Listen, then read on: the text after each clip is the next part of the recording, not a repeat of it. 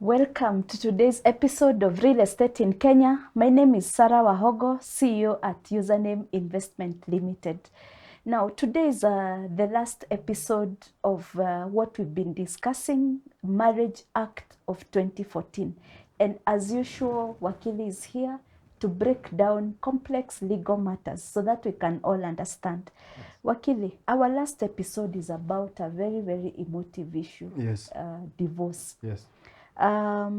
Is divorce discussed in the Marriage Act? Yes. The registration actually sets aside an entire chapter discussing issues to do with divorce, the grounds of divorce, and the procedure of how to go about it. So it is something that is within the law. Yes, that once people come into a union, the law also allows or envisages a situation where that union can break and people part and go their own ways. Yes. So in your own words, what is divorce? Divorce is legal separation between a husband and a wife. Okay. Yes. And what are the grounds for this legal separation? There are quite a number provided in the Act. The common and most obvious one that every spouse accuses the other of is adultery or cheating.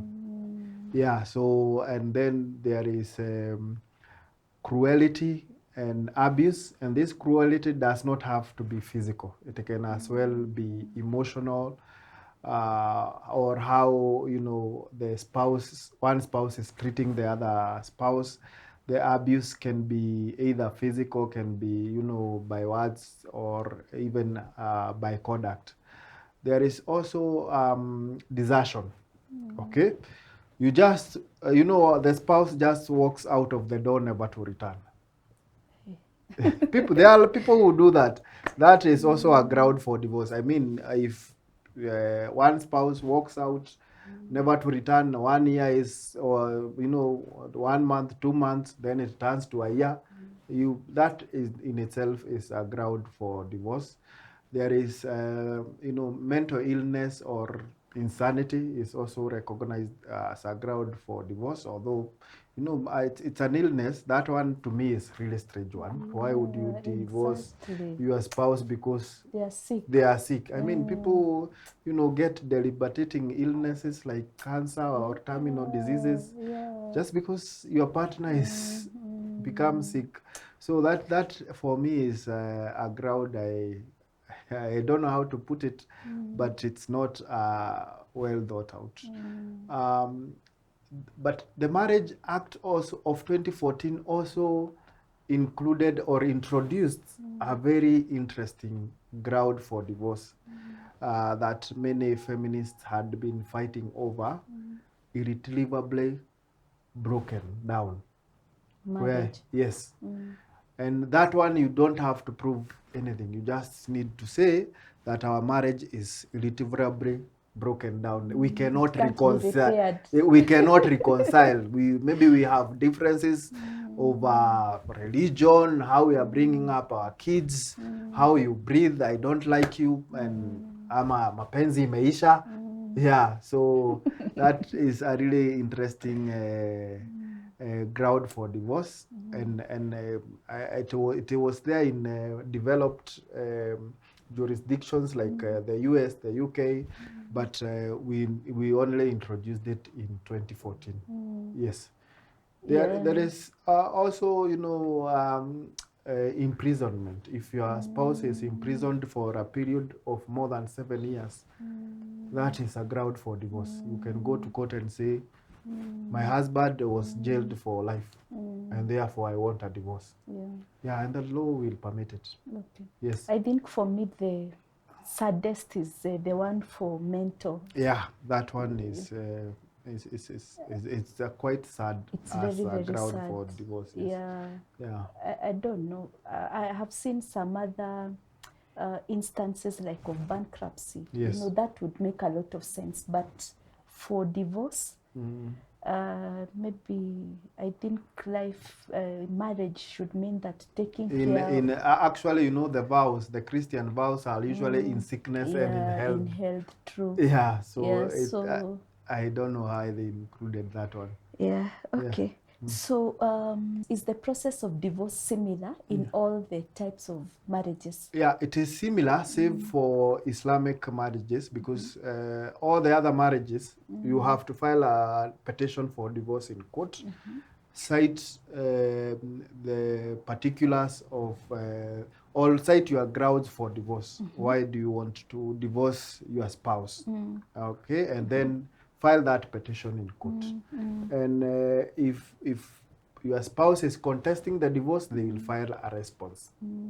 If they are not contesting, they might keep quiet, or they might also file a cross petition and say, you want to divorce me on these grounds, I also think I should divorce you on these grounds. And that would apply even for customary marriages.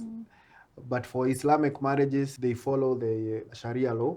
If those grounds are met, they file their petitions for divorce at the Qadhi's court.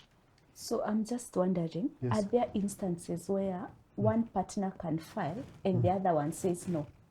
Is that possible? Yeah, and that is why you are filing in court, so that the court will listen to both parties and decide, have you proved the grounds for divorce?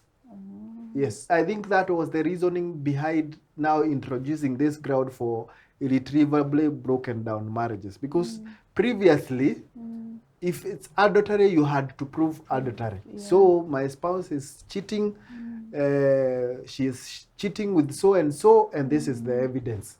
Yes, my spouse has been cruel, and this is these are the particulars of cruelty, and this is the evidence of cruelty. So there are instances where divorce is not granted in court. Yes, then previously, but now with this crowd of irretrievably broken down, you don't need to prove a lot. Okay. Yes. So what are the legal implications of a divorce? Of course, the major legal implication now, immediately after you get your decree of divorce, you have to discuss about matrimonial property, because you have divorced, you have been married for 20 to 30 years, you have accumulated properties, either registered jointly or in the name of one spouse, and then you now have to start motions of division of matrimonial property. And I think viewers can remember we discussed about division of matrimonial property at some point. The second legal issue that would arise is child custody and maintenance.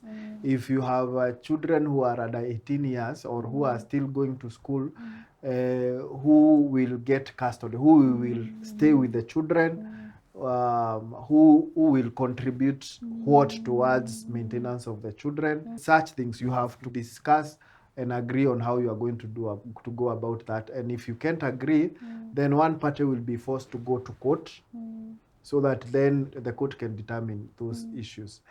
The third point, though this is not common, it's what we refer in law as alimony.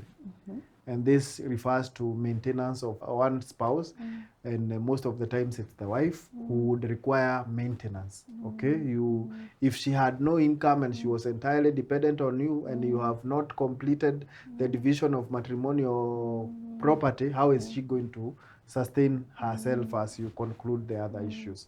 So those are the legal implications of divorce. So what you mean is that alimony goes up to the point? Yes, because once you after division. Yes, once you determine the rights of each party in the property, you have gotten your own property. You can either sell, or if it is generating income, you now have income of your own, and therefore alimony would not arise. Okay. Yes. Okay. Thank you, Wakili. You are very welcome. Viewers, we have come to the end of today's episode of Real Estate in Kenya. See you in our next video.